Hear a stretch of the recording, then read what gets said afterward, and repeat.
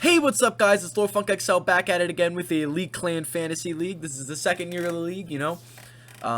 Lots of changes have been made, and I'm sorry I haven't made a video yet. I probably should have made a video before the season with the draft, but you guys will see how teams are shaking out. Lots of trades, lots of happenings. A lot of people's teams are not the same, so we're just gonna jump right into it. It's gonna be a two-part video, so they're not 10 hours long, and I can edit them. I'm going to go over the East Division. I guess there's two. There's the East and the West. It's an 8-man league. At the end, I'll tell you about some of the changes I'm going to make next year. But right now, this is just what we're going to do, so let's jump right into it. I don't remember what team or what division I said, so we're just going to do the East first. Even though if you can see the West, I'm just not going to go in depth. You can look at the records or whatever. The East consists of 4 teams. 8-man league, that would make sense. The 4 teams are Drew Lock's team, which is the first one there, Javante over Najee. The second team, Oliver's team, hasn't changed his name. It's still U Football Oliver. My team, which is the Waynesburg football team. Shout out the Washington football team. And then in 4th place is Chris's team, the guys Feebinger. So we're just going to jump right into it. There's the records, 3-2, 3-2, 2, 3-2, 3. I'll go over the teams here in just a second. Let's jump right into it. Let's go. All right, we take a look at Drew Lock's team here. Very, very good. 8-man league, you know, a lot of these teams are stacked. But this team, I think, rises above everybody else. He's 3-2, first in my division. Last week, he lost to Blaine 134 to 121, and this week he plays me. Neither of us had anybody play in Thursday Night Football because why would we? You know, just starting off the top of this lineup, his quarterback's Russ, which is probably one of the weakest parts of his lineup. I don't know why he's so dedicated to the Broncos team. This is another thing. This man, at one point, had Austin Eckler, Saquon Barkley, Javonte Williams, and Dalvin Cook. I don't know. But his running backs are insane. Austin Eckler and Saquon Barkley, probably the best 1-2 punch in fantasy football. I mean, they're number 1 and 3. I mean, mine are pretty good. Blaine's are really good. But, like, that's unbeatable. Wide receivers are a little lackluster. I mean, Tyreek is insane. A little bit tough with Tua and Teddy B out. Cortland Sutton has been good. He hasn't been out of this world, but he's been very good. Hayden Hurst at tight end, I believe he is Hawkinson. Yeah, Hawkinson's on his bye. Pretty good depth at the tight end position. And then the flexer, he's got Najee, which is whatever. Broncos D, which I don't know why he's not changing. And then Brandon McManus is a good kicker. He has a very good team. And I think he's contending for the championship. I think a lot of these teams could, though, on paper. But I think the strength that he has at running back could carry him to win the championship. This bench is also pretty good. He's got T. Higgins, Hawk, Thielen, which is something. D-Hop, who I have tried to trade for, but it didn't work out. Joe Burrow, which is whatever. I mean, having a backup quarterback in an 8-man league, I think, is kind of dumb. But, I mean, a lot of people do. Kareem Hunt, which is, he's good. And then Chris Olave, who he just traded for. I'll talk about the trade when we get to my team. So his bench is respectable, and, you know, he has room to improve. I think this flex position is tough, but maybe if D-Hop comes back and, you know, performs, then, you know. But I think this 1-2 punch at running back is why his team is so good. So, yeah, I would give Drew Lock maybe a lock for the playoffs. I think is his floor at this point. Unless Saquon or Eckler gets injured, I don't see him falling off. But, you know, time will tell. On to the next team, I believe it is Oliver. All right, here we got Oliver's team, which is somehow 3-2. You won't believe it. This team is horrid. It's awful. It is one of the worst fantasy football teams I've ever seen, and he's 2 games better than whatever. He is carried by 2 players, and it's Josh Allen and Travis Kelce. He has 2 number 1s at their position, and everybody else is bad. Like, really, really bad. Like, what is going on? Okay. He's got Josh Allen. Best quarterback in football. It's between him and Patrick Mahomes. We'll see how that goes on Sunday at 4:25 for some reason. And then Zeke. Ramondre Stevenson was just fine. I mean, I still never could ever trust Patriots running backs because they always do running back by committee. It's just Bill Belichick's thing. But if you want to put him in your lineup, so be it. And then DK, which is not bad by any means, but in an 8-man league, is he really your wide receiver 1? I don't even... well, his first-round pick was Devin Allen. Oh, my God. The track star receiver for the Eagles that caught that one long touchdown in preseason. Whatever. His wide receiver 2 is Curtis Samuel, who put up a whopping 2 points yesterday. He's been decent this season, but, again, 8-man league is your wide receiver 2. Travis Kelce, I mean, not much I can say about him. He's the best tight end in football. Probably a top 5 tight end in the history. And then Amari Cooper, which is good, I guess. It's like, yeah, for an 8-man league, though. And then he's got 2 defenses. He's got the Packers D and the Cowboys D. Evan McPherson. He's got James Conner. I sometimes forget about him, but he's not been good this season. I mean, he's just not. I mean, 16 is his highest, and it was his first week. He only has 1 touchdown when he had, like, 14 or something last year. He's just not getting the numbers he got last year. I mean, it's just not worth it. Hunter Renfrow, who's done absolutely nothing this year. He has 2 kickers. Dawson Knox, who has been average at best. Tyler Boyd has been okay, I suppose. Kirk, he's got 3 quarterbacks on his roster. How is he 3-2? I don't know. I don't know how he's 3-2, but he is 3-2. I would give him not a lock for the playoffs, though. When buys come around, when Travis Kelce goes on by, when fucking Josh Allen goes on by, what's he going to do? Start Kirk Cousins? And put up 16 points? By the way, the scoring in my league is different. That's why he's projected for 31 points. It's because I made quarterback touchdowns 6 points. Just because I wanted to, I guess. But yeah. Yeah. I give his team like a C+, and I think he'll be fighting for 5th place. Let's go on to the next one. I believe it is mine. Yep, it is mine. We got the Waynesburg football team here. I lost last week to Seth. We can look at the scoreboard. I'm really sad, and I completely liquidated my team. You can see the players I had on my team last week and then this week, and you'll see what I did. So I was winning by 40 points going into Monday Night Football, and this boy had Patrick Mahomes and Daniel Carlson, and he put up like 60 points. Patrick Mahomes had 40 himself, and Daniel Carlson had 16. The fuck am I supposed to do about that? And I got so enraged that I traded my whole team. So I had Kyler. Yeah, you can see it here. Sad week from Amon-Ra and Gerald Everett, both busted. And the Dolphins D, you see in this? I trusted them in like 3 of my 6 leagues, and they are atrocious, and they suck. Jets, yes. Okay, let's look at my team, though. So, as you can see, Justin Jefferson's gone, Leonard Fournette is gone, Aaron Jones is gone. Just to name a few. So, I got Kyler at quarterback, who frustrates me, but he's not bad, but he's not very good. He's just like, okay, I hope he gets on some point in the season. Maybe this Seattle game is where it happens, but I guess we'll see. And then I got Dalvin Cook, who I like, who I think is on the come up. A lot of people are saying they're going running back by committee. I do not care about snap count. You know who shares 50% of the snap count? Nick Chubb. You know who's the number 2 running back in fantasy football? Nick Chubb. Snap count, don't care at all. Dalvin Cook is better than Alexander Madison, and he will play more and do more because he's better. That's all that matters to me. And Nick Chubb to my RB2, traded for him. Mike Evans, I got a wide receiver 1, but that's not a permanent thing. I mean, I think I want to keep him in my lineup because I like Mike Evans a lot. But I did get Devontae Adams, who's there on my bench, but I'll get to him. I got Jamar Chase here at the wide receiver 2. He's on the come up. A lot of people said buy low on him, and I sort of did. As you can see, I don't have Amon-Ra St. Brown anymore. I was frustrated, okay, and I made a lot of trades that I may regret later in the season, but I like how my team's shaping up. And then I got Gerald Everett at tight end.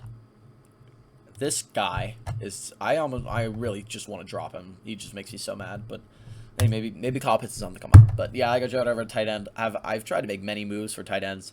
Offered some trades for the top guys, just not working out. So just gonna roll with Gerald Everett. Hopefully he has a good game against Denver. Then I got Jalen Waddle at the flex, who I'm also not very confident about, and he scares me this week because he's gonna have Skylar Thompson throwing him the ball. I don't even know who that is. Jags defense against Indianapolis. Indianapolis sucks. Jags defense is okay. So hopefully it works better than Miami against the Jets. And then I got Brett Maher because I think Dallas is not going to be able to score touchdowns. Just a bet. Bench here I think is also very good. I'm very confident in it. I have Kyle Pitts, which is... I don't even want to get started on Kyle Pitts. Then I got Garrett Wilson, who has had a bad few weeks, but I think if he builds more chemistry with Zach Wilson, he'll start to get better. I got Tay, who I'll talk about this trade right now, I guess. You may call this an L, but it was at one. It was when was it? It was completed at 3 a.m. But I made the trade at like 1 a.m. with Kyler.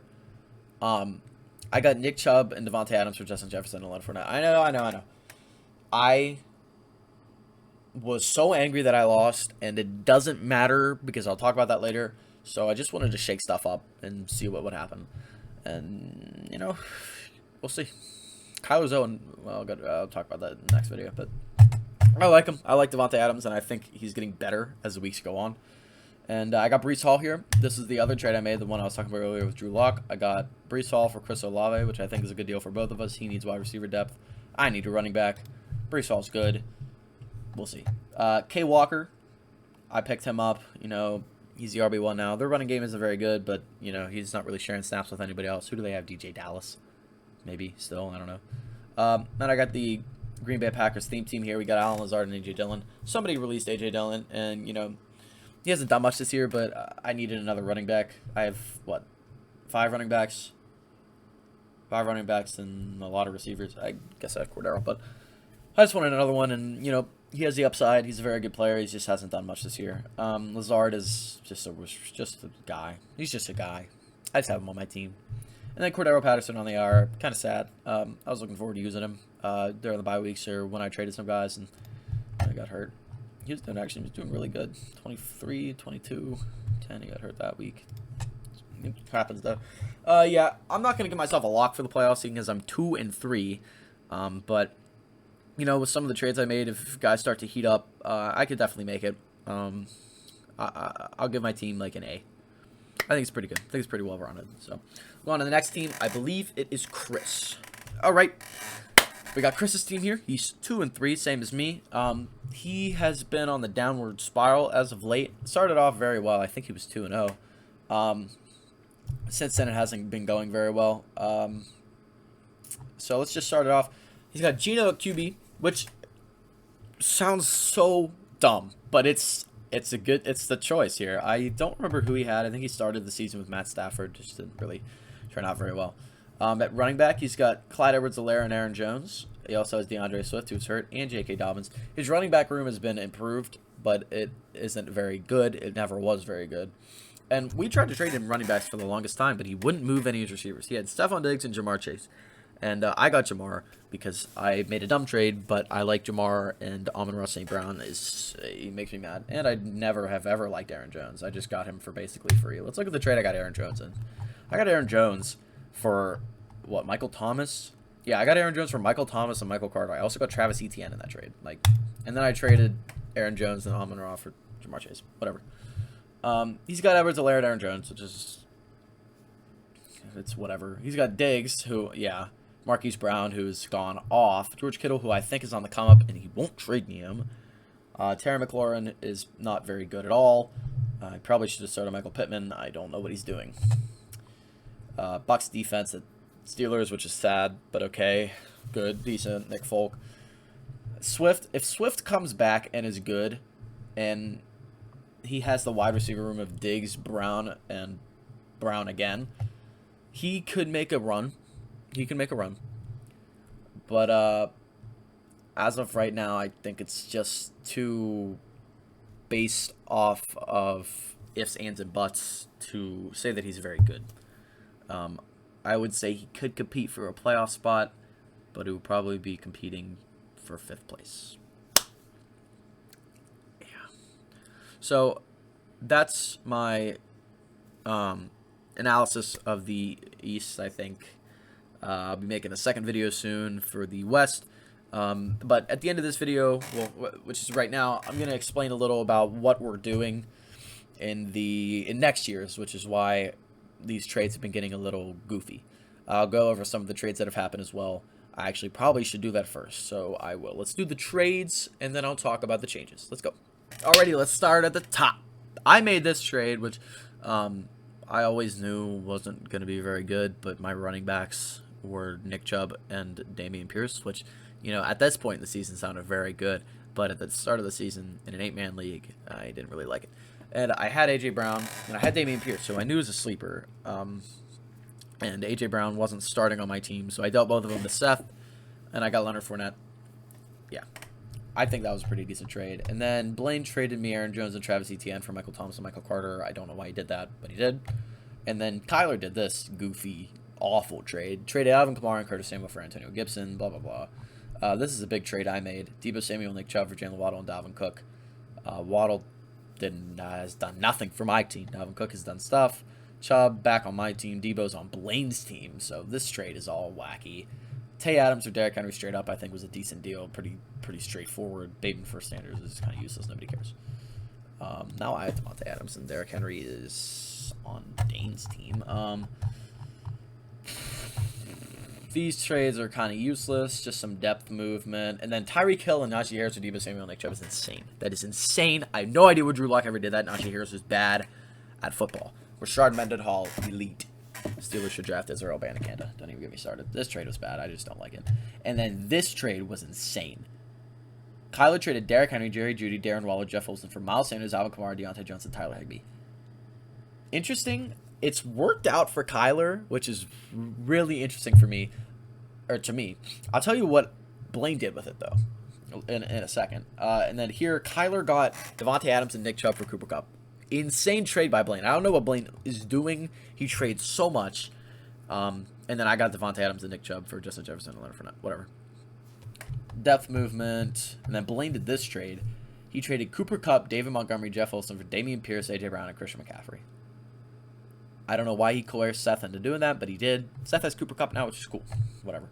And then I did this trade when my team lost. I traded Justin Jefferson and Leonard Fournette for Nick Chubb and Devontae Adams. And then this trade went through. And then, where is it? Yeah, I traded Aaron Jones and Amon-Ra for Jamar Chase. And then fucking Kyler traded Antonio Gibson and James Robinson for Tyler Lockett. I don't know why Dane did that. And then Blaine did this. He traded Derrick Henry for Jonathan Taylor. Straight up. And then some depth movement here. Breece Hall for Chris Olave. And then this. Blaine traded A.J. Brown and Devin Singletary for Tyler Lockett. This is like the same day. It's all on the same day. I don't know. I don't know. Blaine trades way too much, and his team has gotten worse for it. But we'll talk about that in the next video. Anyway, next thing I'm going to talk about is the changes. And then that'll be the end of the video. No, I'm going on long tangents here. But, you know, I got to get it off my chest. It's been five weeks. Gotta go. We gotta go. All right. You can probably read the message here, but I'll read it for you. Oh, I won't read it, but I'll paraphrase it. So next year, so I'll start off this year. We had keepers, one keeper. Each team had one keeper. The keeper round was the last round of the draft. So the first round was kind of goofy. It was kind of players. It wasn't like normal first round players. And the draft order was set based on last year's final standings. Next year, we're no keeper, no draft order set. It's going to be random.